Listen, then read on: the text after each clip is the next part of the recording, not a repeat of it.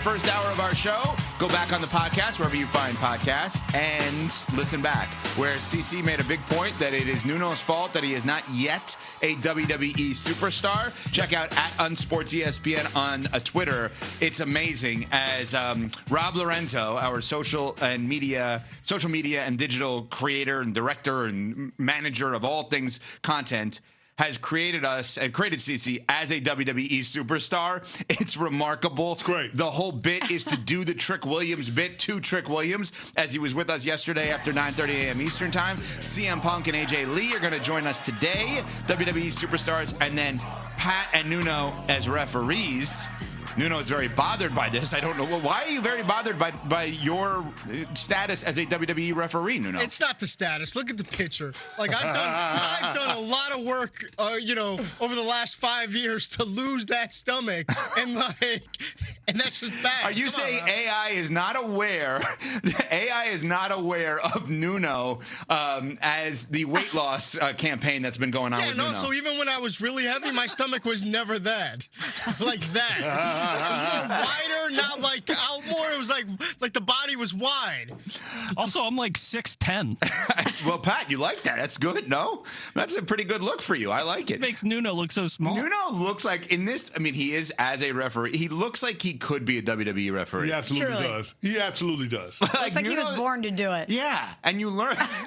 And you learn with the Unreal show on Netflix that the referee is vital because the referee is the one carrying out the content, the script, so to speak, of the match. So yeah, Nuno would be good in that role.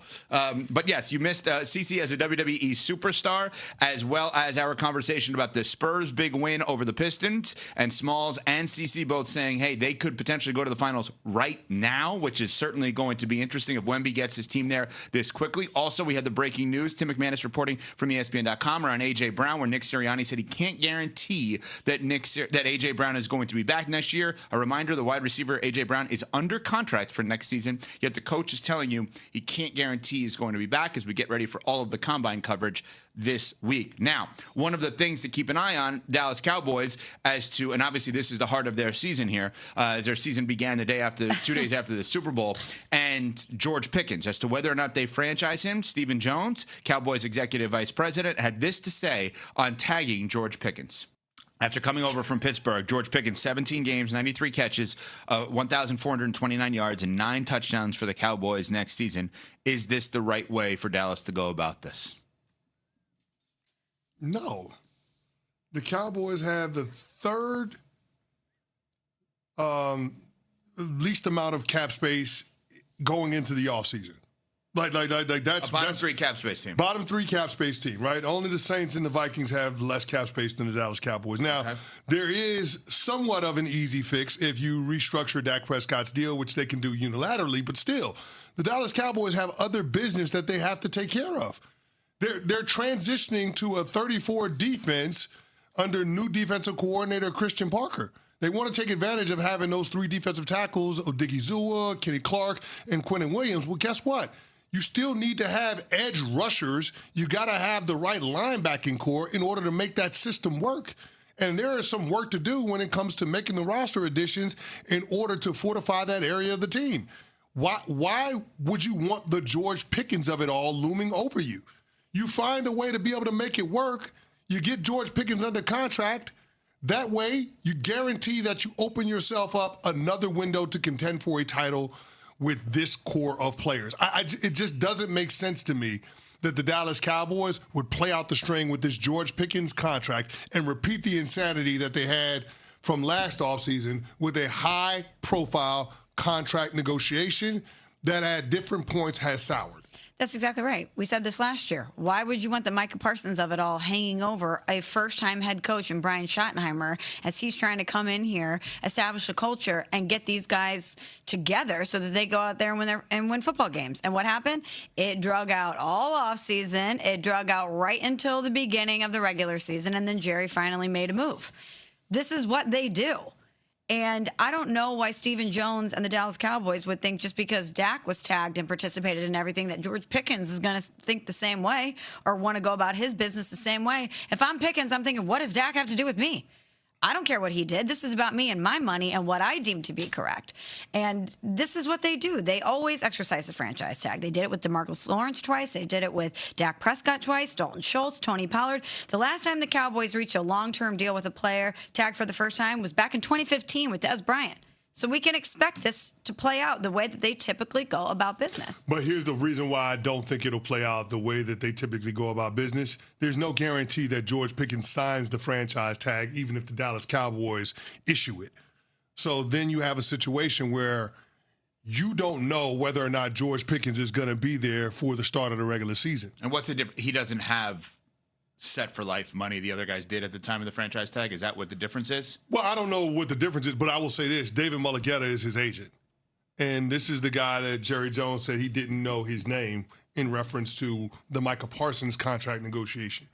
It's personal. I just can't envision a world where George Pickens will play under the franchise tag in a prove-it scenario where he just proved it after getting traded from the Pittsburgh Steelers and had an all-pro season. Mm-hmm. That just doesn't make sense. The Dallas Cowboys wanted to see if George Pickens could work with Dak Prescott and CeeDee Lamb. Guess what? It works. So if it works, then pay the guy. And if you don't want to pay him, let somebody else pay him. But to have a $28 million cap hold going into the offseason is somewhat prohibitive in terms of keeping you from being able to do other business. Now, I know Stephen Jones is saying what he's got to say because it's very early and negotiations are taking place or about to take place. So there's posturing. But this is not a situation where the Dallas Cowboys can afford to allow this to drag into August while the team is in training camp. They have to put this to bed early because they have so much other things that they have to do in order to put this team in position where they can contend this coming season. They have to find a way to make the Micah Parsons deal worth it. If they don't take advantage of the draft capital that they accrued, if they don't take advantage of the players that they were able to assemble because they want to stir the pot with the George Pickens negotiation headlines, then that is being penny wise and pound foolish. Yeah, I mean, the key to winning for Dallas is to franchise tag him and create drama. That's their key to winning because you're looking at football games. I would never. Yeah, well, that's not what they do. They don't play football. They play headlines. But here's the thing, and you're not wrong. But we have to talk about it from a football standpoint. Oh, I know. Because you have ownership undermining what the football operation is trying to do. And that is... which is to win on the field. Right, but that is the beauty of what this show is that you're the person that knows football better than literally anyone listening or watching, and we're the people, all three of us, that understand headlines. And I believe that the Dallas Cowboys care about the headlines, and I believe you're caring about the football. I don't think they care about the football the way you do. Fair. But that's the problem with all of this. Fair, but what we saw this year is an indictment on the Dallas Cowboys. Think about what Tank Lawrence said when he left Dallas last year to go to Seattle. I knew I wasn't going to win in Dallas. Mm-hmm. I knew because of what ownership was doing and how they operate. Well, they've done it again. And guess what? He went to a team whose mantra was MOB, mission over BS. And you juxtapose that with what Jerry Jones said last offseason when he was talking about the Micah Parsons situation. When it gets boring, I stir that bleep up. Right, so they're BOM. Think about that, though. That's what they are. They're the opposite. Here's the thing. We've got to stop taking the Dallas Cowboys seriously when it comes to whether or not they can be a contender, because ownership is telling us that that's not the priority. If that was the priority, you would be more like the Seattle Seahawks, but they're not. And it just drives me crazy because they have a really good roster and they have the opportunity to improve on it this offseason, but they can't get there unless they extend George Pickens to lower that salary cap hit. You could have stopped after seriously. Great points by you. But you could have stopped after seriously. You could have stopped after we shouldn't take the Dallas Cowboys seriously. Why should we take them seriously?